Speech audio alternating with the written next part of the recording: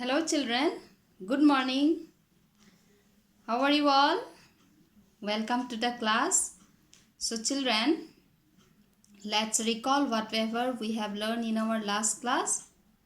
Did you remember? We have learned the numbers 1 to 50. আমি যোৱা ক্লাছত কি শিকিছিলো? একৰ পৰা 50 লৈ সংখ্যাবোৰ শিকিছিলো।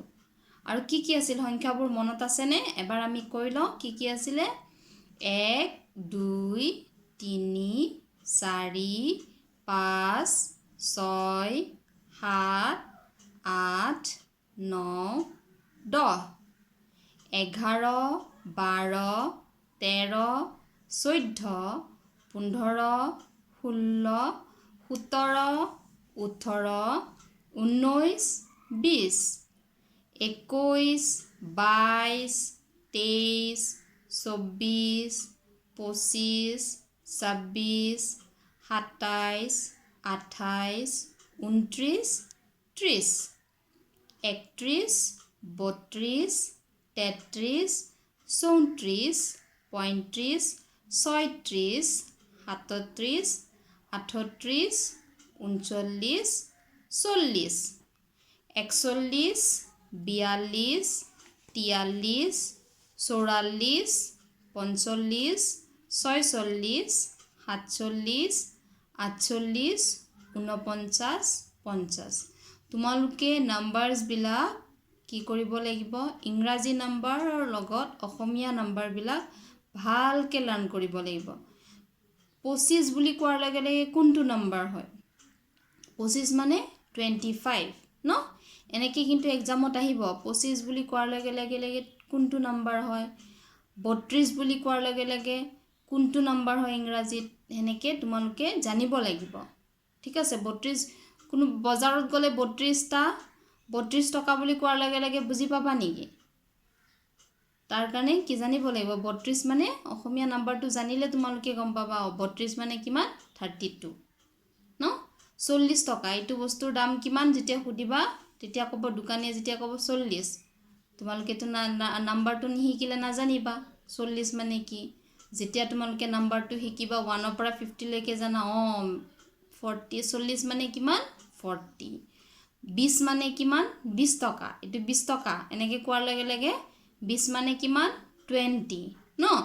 number বিলাক এই কাৰণে most important you have to learn the numbers okay not only as English number you must learn the Assamese number also okay so in our last class we have learned the numbers today we are going to learn new words আমি অফলাখনৰ পৰা word বিলাক শিকিছিলো শব্দ গঠন কৰিব শিকিছিলো আজি আমি শিকিম ক ফলাৰ শব্দ গঠন okay today we will learn how to build the word from vyanjan varnas okay now all of you look at the board and have a look let's see what will be the learning outcome from today's class today's class learning outcome will be ক ফলাখনেৰে শব্দ গঠন and learning outcome ক ফলাখনেৰে শব্দ গঠন কৰিব শিকিব পাৰিব you will be able to learn how to build the word with the vyanjan varnas okay in our last class we have learned the swar varnas words isn't it so now we will learn how to build the word with the vyanjan varnas okay now all of you have a look at the board and repeat after me তোমালোকে মোৰ লগে লগে কৈ যাবা দে সে শব্দ গঠন word building কি কি হয় ক কৰ পৰা কি হয় কল কল কলম কলম এইখিনি কৰাৰ আগতে আমি এবাৰ বুকটো ৰিভাইজ কৰি লওঁ okay all of you please take out your book first we will read from the book okay all of you please take out page number 20 ready start ক কৰ পৰা কি হয় কলম কলম কলম in your book see কলম কলম ক মধুনিয়া ন দীৰ্ঘইকাৰ নি কনি কল কল খৰ পৰা খৰম খৰম খৰমত কি চা মাত্ৰা নাই মাত্ৰা নাথাকা ওয়াৰ্ড বিলাক চাই লোৱা খৰ পৰা খৰম খৰ পৰা খটখটি খৰ পৰা খৰি নেক্সট ক খৰ পিছত কি হয় গ গৰ পৰা গাধ গৰ পৰা গৰু গৰ পৰা গছ ঘৰ পৰা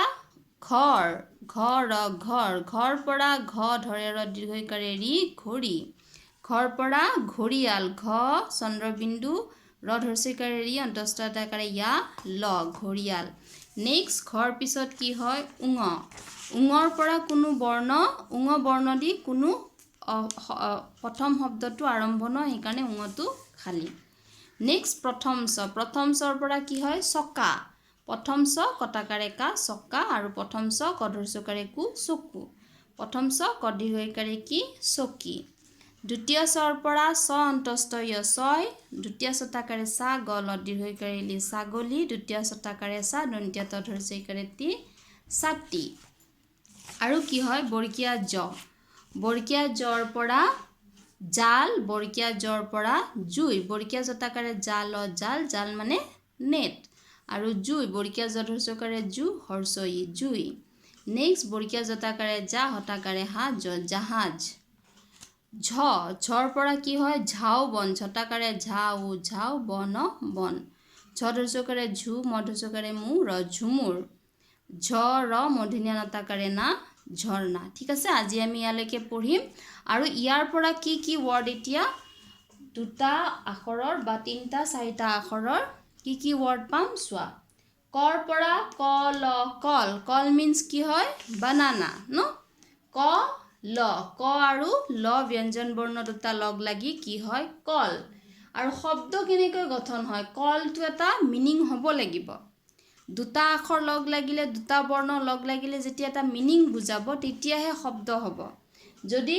কৰ লগত তুমি এনে ক আৰু খ লগ লগাই দিয়া ক আৰু খ লিখান্ত নহ'ব ক আৰু খৰ একো মিনিং নাই ঠিক আছে কল বুলি কোৱাৰ লগে লগে আমি কি পাওঁ এইটো অবজেক্ট কল মানে বানানা তো ইয়াৰ মিনিং আছে তো এইটো কি হ'ব yes this is a word তেতিয়াহে এইটো শব্দ হ'ব কলম তেতিয়া কি হ'ব কলম বুলি কোৱাৰ লগে লগে আমি কি বুজো পেন ৱৰ্ড বিল্ডিং কৰোঁতে ৱৰ্ড বনাওঁতে সদায় মনত ৰাখিব লাগিব ক আৰু ক খন আমি জানিলে ক আৰু খ লিখি দিলে সেইটো ৱৰ্ড নহয় কাৰণ ক খৰ মিনিং নাই তো এইটো এটা ৱৰ্ড বুলি আমি নকম এক্সামত যদি তোমালোকে এনেকৈ ৱৰ্ড লিখা গোটেই স্বৰ বৰ্ণ ব্যঞ্জন বৰ্ণ লগ লগাই পিনে লিখি দিলা তো সেইটো ৱৰ্ড নহ'ব এইটো মিনিংফুল হ'ব লাগিব ক ল বুলি কোৱাৰ লগে লগে আমি কি বুজিম বানানা বুজিম তো এইটো কাৰেক্ট হ'ব ঠিক আছে তেনেকৈ চব শব্দৰে এটা মিনিং থাকিব লাগিব কাৰেক্ট প্ৰপাৰ মিনিং থাকিলে এইটো কি হ'ব শব্দ হ'ব দুটা বা তিনিটা বা চাৰিটা বৰ্ণ লগ লাগি যেতিয়া এটা মিনিং বুজাব এটা অৰ্থ বুজাব অৰ্থপূৰ্ণ হ'ব সেইটোহে তেতিয়া শব্দ হয় মনত ৰাখিবা আণ্ডাৰষ্টুড দুটা তিনিটা বা চাৰিটা বৰ্ণ লগ লাগি যেতিয়া আমি এটা শব্দ লিখিম সেইটো অৰ্থপূৰ্ণ হ'লেহে সেইটো কি হ'ব শব্দ হ'ব নহ'লে বা সেইটো মিনিংলেছ হ'লে শব্দ নহ'ব নেক্সট কি আছে খৰ মানে জোৰকৈ যোৱা স্পীডি আৰু খৰম আমি ইয়াতে বুকত পাইছোঁ খৰম কি কৰে ভৰিত পিন্ধে হা নেক্সট দ্বিতীয় চ গছ মানে কি হয় ট্ৰী এইটো গছ আৰু ধৰে ৰ গড় মানে ডাঙৰকৈ বন্ধা আলি গড় নেক্সট ঘৰ মানে এইটো হাউচ ঘৰ নেক্সট ঘন মানে ঠিক ঘন আৰু প্ৰথম চ পৰা কি হয় চহৰ প্ৰথম চহৰ মানে চিটি প্ৰথম চ কটাকাৰে কা চকা মানে কি হয় হুইল এইটো প্ৰথম চ কটাকাৰে কা চকা কি হয় চকা মানে হুইল এইটো আমি মাত্ৰ পঢ়িছোঁ প্ৰথম চ কটাকাৰে কা চকা নেক্সট দ্বিতীয় চ অন্তস্থ ছয় মানে কি হয় 6 নম্বৰ 6 অসমীয়াৰ 6 আৰু দ্বিতীয় ছটাকাৰে চা দন্তীয় ত ধৰ্ষইকাৰে তি ছাতি মানে আমব্ৰেলা তাৰ পাছত কি বৰ্গীয়া জ অন্তস্থ জয় মানে উইন কৰাটো অসমীয়াত কি বুলি কয় জয় হোৱা নেক্সট বৰ্গীয়া জটাকাৰে জাল এইমাত্ৰ আমি বুকত পাইছোঁ জাল মানে কি হয় নেট আৰু কি আছে ঝৰ পৰা ঝুমুৰ ঝ ধৰ্ষকাৰে ঝু ম ধৰ্ষকাৰে মূৰ ঝুমুৰ কি হয় এটা নাচৰ ডান্স ফৰ্ম তো আৰু নেক্সট কি আছে ঝৰ্ণা ঝ ৰ মূৰ্ধন্য নতাকাৰে না ঝৰ্ণা ঠিক আছে তো আজি আমি কৰ পৰা অকল ঝলৈকে শব্দ শিকিলোঁ নেক্সট ক্লাছত আমি নেক্সট শব্দবোৰ শিকিম ঠিক আছে তোমালোকে এই বৰ্ণগীতা এই শব্দগীতা কপিত লিখি ল'বা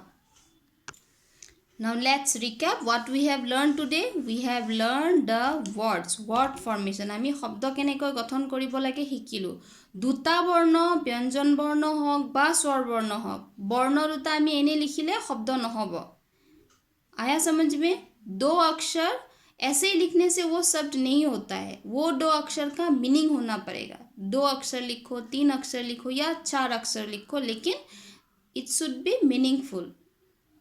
ठीक है तभी हम क्या बोलेंगे शब्द बोलेंगे अगर मीनिंग नहीं होता है तो वो शब्द नहीं होगा आप लोग शब्द बनाओ नीचे के वर्णों से शब्द बनाओ तলত দিয়া শব্দৰে তলত দিয়া আখৰেৰে শব্দ বনোৱা বুলি কোৱাৰ লগে লগে তোমালোকে যদি ক খ বা ক গ